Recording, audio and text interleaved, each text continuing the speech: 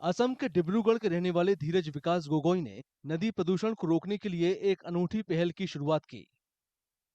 उन्होंने प्लास्टिक की बोतलों का इस्तेमाल करके एक नाव बनाई और ब्रह्मपुत्र नदी के जरिए गुवाहाटी तक की यात्रा शुरू की।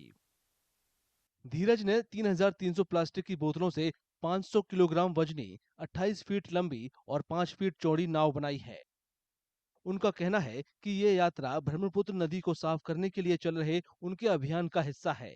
ये अभियान 2021 में शुरू किया गया था। तो 19 से हम जब आप स्ट्रीम से डाउन स्ट्रीम जैसे हम लोग बोट ये टूरिज्म का हाउस बोट जैसे जाता है, हम लोग देखता है कि वहाँ में बड़ा जो आइलैंड होता है जहाँ आदमी नहीं रहता है, वहाँ में सिर्फ एनिमल्स रहता है। वहाँ में जो यहाँ में देखा है कि प्लास्टिक्स एंड एनिमल्स रहता है ब्रह्मपुत्र का बीच में, तो उसमें कोई अपॉर्चुनिटी नहीं है जो कि कोई आके उसको साफ करे या कुछ करे। इसीलिए हम 19 से हम सोच लिया जो कि ब्रह्मपुत्र हमारा घर है और हमारा घर को हम हमेशा साफ रखना है। ये सोच के ही हम लोग 2021 से प्लास्टिक फ्री ब्रह्मपुत्र के ऊपर काम कर रहा है। धीरज विकास गोगोई के मुताबिक भारत की नदियों को साफ करने की कोशिश सभी लोगों की सामूहिक पहल होनी चाहिए। ये तो हमारा अकेला का पॉसिबल नहीं है, लेकिन हम ट्राई कर रहे हैं और सबको मैसेज दे रहे हैं कि please don't throw plastic in river, not only Brahmaputra, in every India's all rivers don't throw plastics. Dheeraj की इन कोशिशों की असम राज्य पर्यटन विभाग भी तारीफ करता है।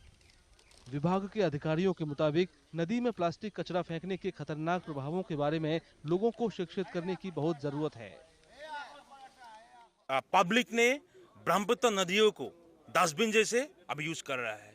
जो प्लास्टिक ब्रह्मपुत्र नदी में फैलता है, जो नदी में जब सफारी करता है, जाता है जब नाव में, तब जो प्लास्टिक बोतल नदी में बिकता है।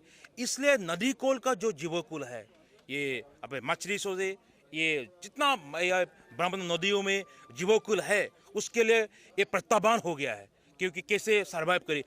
ऑलरेडी जो डॉल्फिन ब्रह्मपुत्र में अभी एक प्लास्टिक की वजह से ये डॉल्फिन का समस्या आ रहा है, डॉल्फिन का उस सर्वाइव करने का समस्या आ रहा है। ये बड़े गंभीर समस्या आ रहा है।